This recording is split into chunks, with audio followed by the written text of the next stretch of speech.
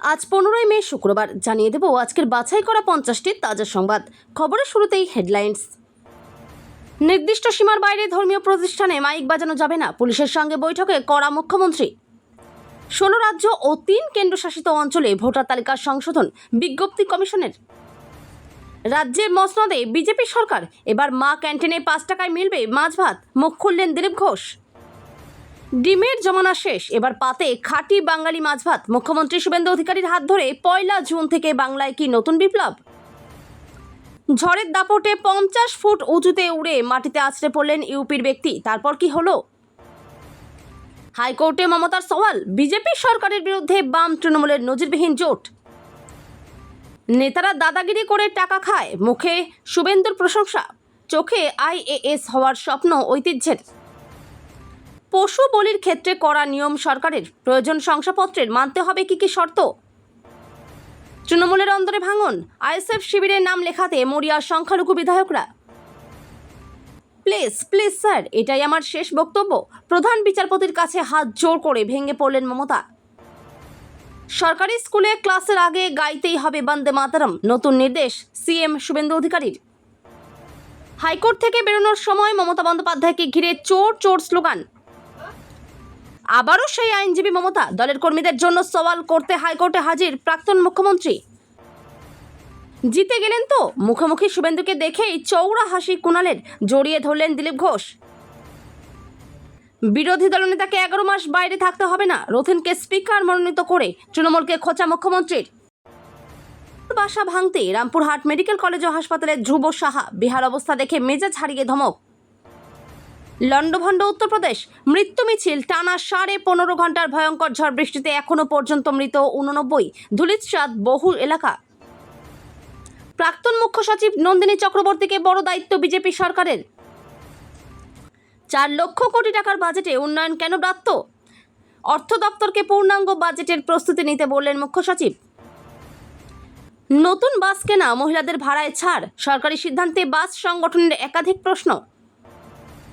ইমাম মুয়াজ্জিনদের ভাতায় বড় কোপ শুভেন্দুর, নবান্ন থেকে জারি হলো কড়া ফরমান। স্কুল খোলার আগেই বড় সিদ্ধান্ত, পড়ুয়াদের গাইতে হবে 3টি গান, কি জানাচ্ছে শিক্ষা দপ্তর।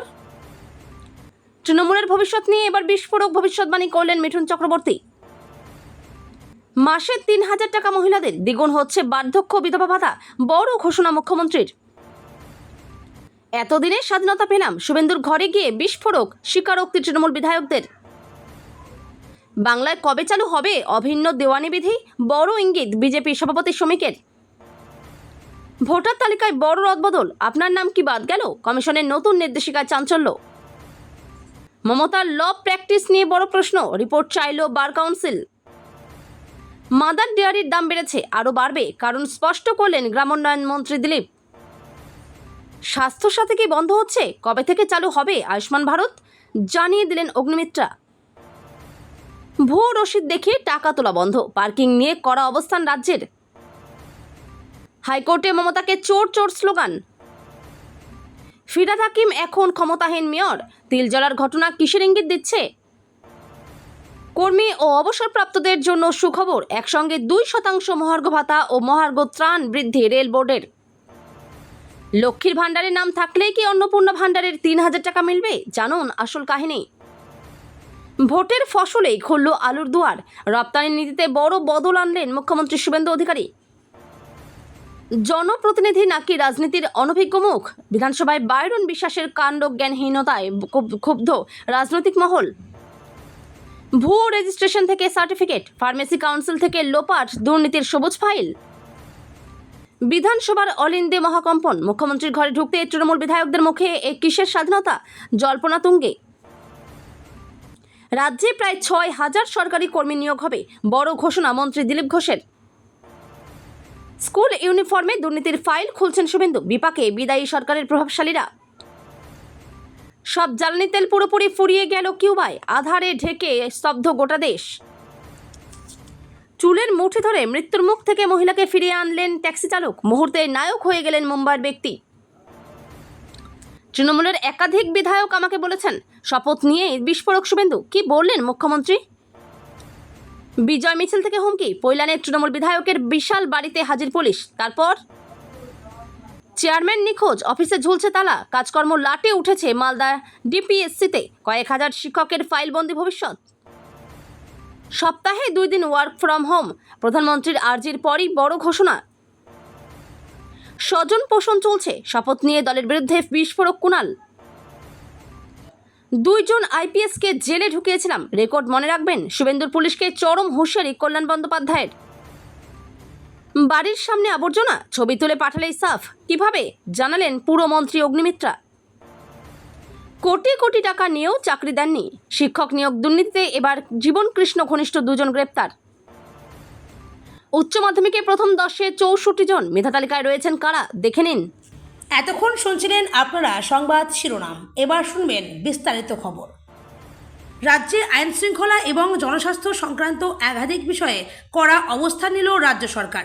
বৃহস্পতিবার সুপারিনটেন্ডেন্ট অফ পুলিশ এবং কলকাতা পুলিশের কমিশনারের সঙ্গে গুরুত্বপূর্ণ বৈঠক করেন মুখ্যমন্ত্রী শুভেন্দু অধিকারী। সেই বৈঠকে ধর্মীয় প্রতিষ্ঠানগুলিতে শব্দ নিয়ন্ত্রণ থেকে শুরু করে প্রকাশ্যে পশু বলি বন্ধে কঠোর নজরদারির নির্দেশ দেওয়া হয়েছে বলে প্রশাসনিক সূত্রে খবর।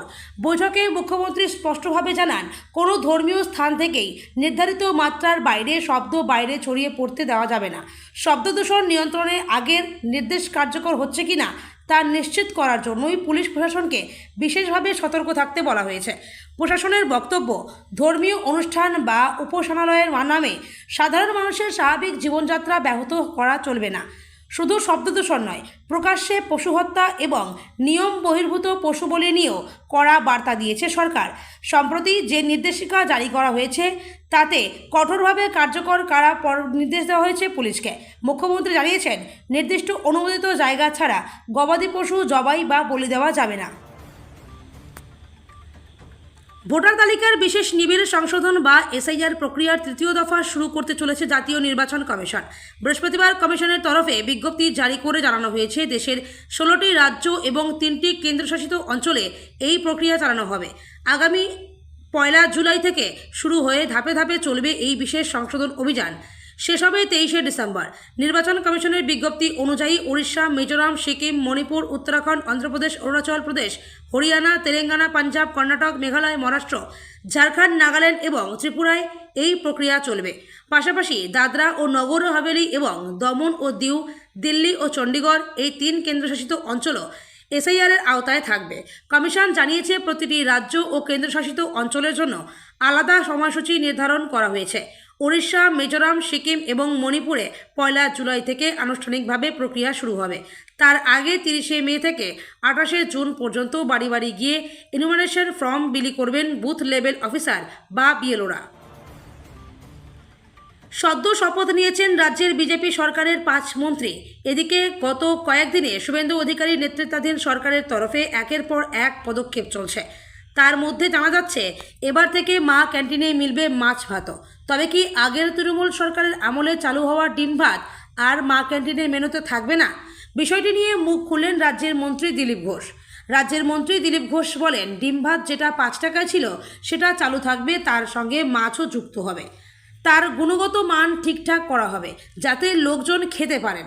আরও বেশি জায়গায় করা যায় কি না, এটা গরিব মানুষদের জন্য ব্যবস্থা আছে, সেটাকে ঠিকঠাক করা।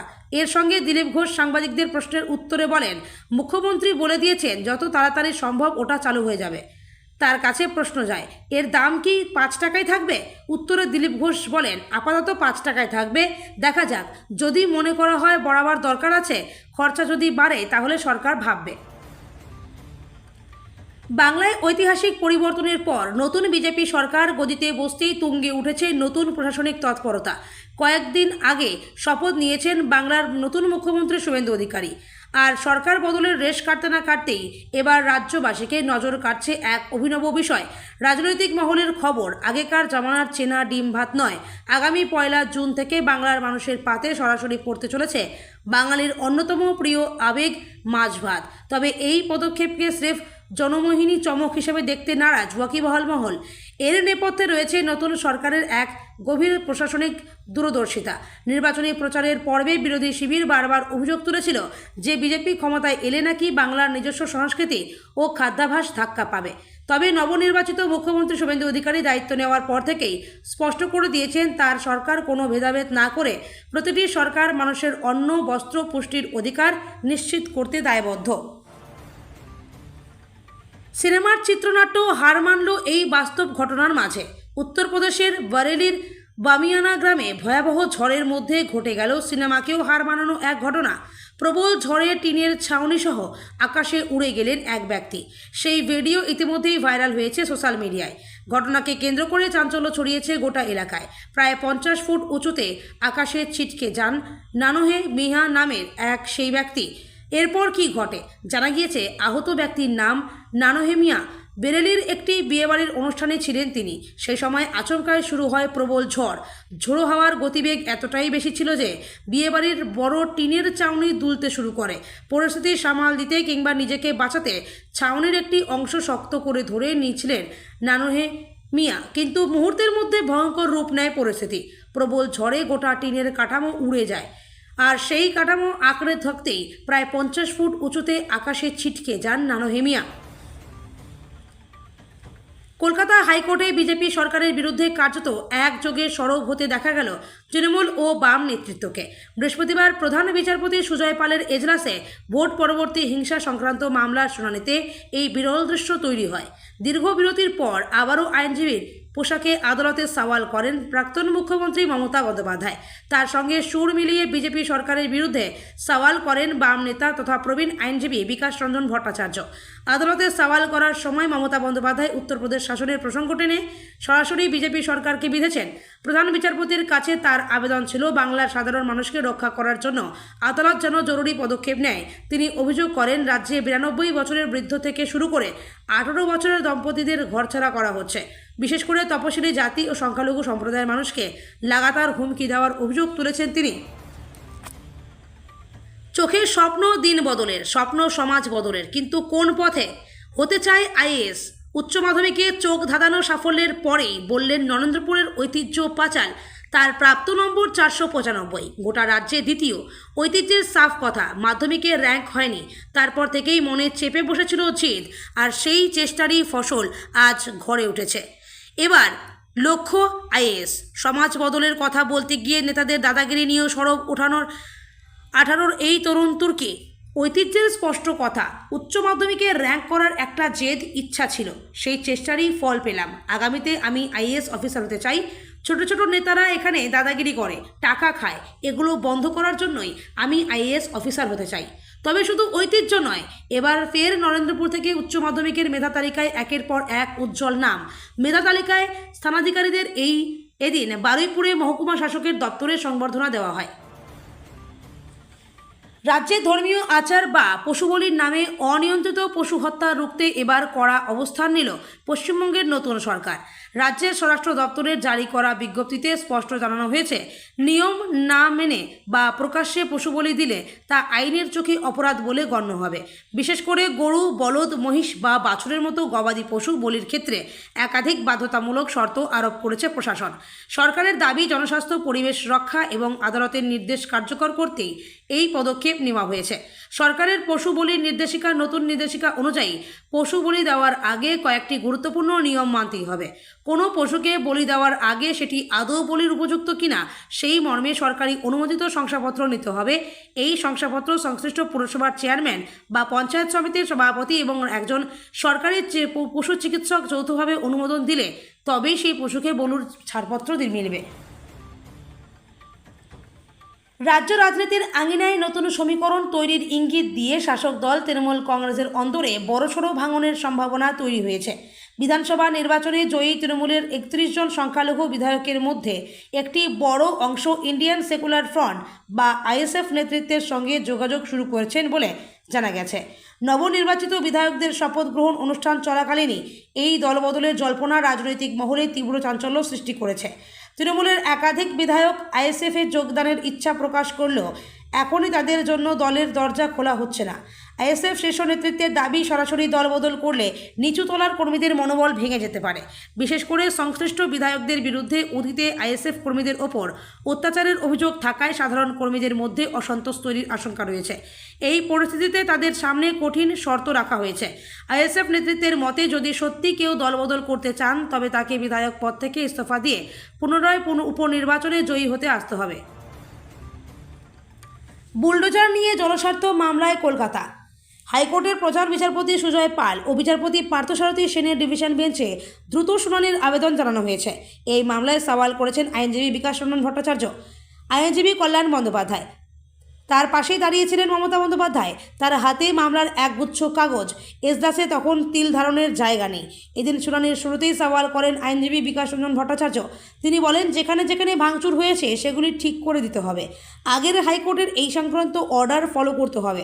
আইনজীবী কল্যাণ বন্দ্যোপাধ্যায়ের জোর সওয়াল, তৃণমূল কংগ্রেসের পার্টি অফিসে আক্রমণ হয়েছে, ব্রুটালি অ্যাসল্ট করা হয়েছে সমর্থকদের, তাদের আর্জেন্ট মেডিকেল ট্রিটমেন্ট দরকার। তিনি জানান, খেজুরিতে 60টি দোকান চালানো হয়েছে, ডোমজুড়ে ব্লক প্রেসিডেন্ট আক্রান্ত হয়েছেন বলেও বিচারপতির সামনে উল্লেখ করেন তিনি।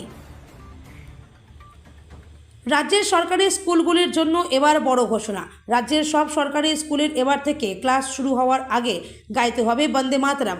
আগামী সোমবার থেকেই এই নির্দেশিকা কার্যকর হবে, তেমনই ঘোষণা করেছে রাজ্যের মুখ্যমন্ত্রী শুভেন্দু অধিকারী। তিনি আরও জানিয়েছেন, এই বিষয়ে খুব তাড়াতাড়ি একটি বিজ্ঞপ্তি জারি করা হবে। সরকারি স্কুলগুলিতে প্রার্থনা সঙ্গীতের সময় বন্দে মাতরম গাইতে হবে। এই বিষয়ে বিকাশ ভবনের থেকে আগেই জেলা স্কুল পরিদর্শকের কাছে হোয়াটসঅ্যাপে একটি নির্দেশিকা পৌঁছে গিয়েছিল। স্কুলগুলিতে সেই নির্দেশিকা পাঠানো শুরু হয়েছে, তবে আনুষ্ঠানিকভাবে কোনো ঘোষণা করা হয়নি। কিন্তু বৃহস্পতিবার বিকাশ ভবনে দাঁড়িয়ে মুখ্যমন্ত্রী জানিয়েছেন, তিনি নবান্নে গিয়ে এই সংক্রান্ত বিজ্ঞপ্তি জারি করবেন। শুভেন্দু বলেন, আমি নবান্নে যাব, সব বিদ্যালয়ে সোমবার থেকে বন্দে মাতরম গেয়ে বিদ্যালয় শুরু করতে হবে, এই নোটিশটি জারি করব। ভোট পরবর্তী হামলা সংক্রান্ত মামলায় শুভেন্দু অধিকারীও সওয়াল জবাব শেষে এদিন আদালত থেকে বেরিয়ে আসেন মমতা। তৃণমূলের আইনজীবীরা ঘিরেছিলেন মমতাকে। সে সময় আইনজীবী এবং অন্যদের থেকে চোর চোর চোর স্লোগান ওঠে। এতে পাল্টা প্রধান বিচারপতি সুজয় পালের কাছে পৌঁছান কল্যাণ বন্দ্যোপাধ্যায় এবং মমতা। বলেন, দেখুন বাইরের অবস্থাটা কি হচ্ছে, এখান থেকে বেরোনোই মুশকিল। এরপর গোটা বিষয়টি যাতে সহজে সম্পন্ন হয়, প্রধান বিচারপতি আইনজীবীদের অনুরোধ করেন। নিচের তলার এজলাস থেকে নিচের দিকে নামার সময় ফের মমতাকে ঘিরে ধরে ভিড়। প্রচুর মানুষ এবং আইনজীবীরা চোর চোর স্লোগান তোলেন। আদালতের মূল ফটক পর্যন্ত মমতাকে পৌঁছে দিতে হিমশিম খেতে হয় সকলকে। বৃহস্পতিবার কলকাতা হাইকোর্টে এক অভূতপূর্ব ও নজিরবিহীন দৃশ্যের সাক্ষী থাকলেন সকলে, যখন কালো কোট ও আইনজীবীর পোশাকে আদালতে উপস্থিত হলেন রাজ্যের প্রাক্তন মুখ্যমন্ত্রী মমতা বন্দ্যোপাধ্যায়। এদিন সকাল 10:15 নাগাদ তিনি হাইকোর্টে প্রবেশ করেন। মূলত গত 12ই মে রাজ্যে বিজেপি আশ্রিত দুষ্কৃতীদের তাণ্ডব এবং ভোট পরবর্তী হিংসা রুখতে তৃণমূল কংগ্রেস যে জনস্বার্থ মামলা দায়ের করেছিল, সেই মামলাতেই সওয়াল করতে গিয়ে আইনজীবীর বেশি এসেছেন বলে মনে করা হচ্ছে। উল্লেখ্য, তৃণমূলপন্থী আইনজীবী শেষণ্য বন্দ্যোপাধ্যায়ের দায়ের করা এই মামলাটির গুরুত্ব বুঝে প্রধান বিচারপতি সুজয় পাল এবং বিচারপতি পার্থসারথী সেনের ডিভিশন বেঞ্চ দ্রুত শুনানির আবেদন মঞ্জুর করেছিল। নতুন সরকার গঠনের পর বিধায়কদের শপথ গ্রহণের পালা সম্পন্ন হয়েছে। প্রথমবার বিধায়ক হিসেবে শপথ নিয়েছেন কুণাল ঘোষ। তারপরেই বিধানসভায় দেখা গেল বেনজির ছবি। মুখোমুখি হলেন নতুন মুখ্যমন্ত্রী শুভেন্দু অধিকারী ও তৃণমূল বিধায়ক কুণাল ঘোষ, যাদের একে অপরের বিরোধিতাই করতে দেখা গিয়েছে বরাবর। তাদের মুখেই এদিন চওড়া হাসি। শুধুই শুকনো শুভেচ্ছা বিনিময় নয়, একেবারে একে অপরকে জড়িয়ে ধরলেন আর এক বিজেপি বিধায়ক দিলীপ ঘোষ ও কুণাল ঘোষ। মাস কয়েক আগেও যখন রাজ্যের রাজনৈতিক ছবিটা উল্টে ছিল, তখন প্রায় প্রতিদিন নিয়ম করে বিজেপির বিরোধিতায় সরব হয়েছেন কুণাল ঘোষ। তৃণমূলের মুখপাত্র হিসেবে শুভেন্দু অধিকারীর বিরুদ্ধে নানা ধরনের মন্তব্য করেছেন কুণাল। যদিও একসময় তারা দুজনেই একই দলের সদস্য ছিলেন, তবে গত কয়েক বছরের বিরোধিতার ছবিটাই বাংলার মানুষ চিনে গিয়েছেন। সেই দুই রাজনৈতিক ব্যক্তিত্বই একে অপরের মুখোমুখি হলেন এদিন।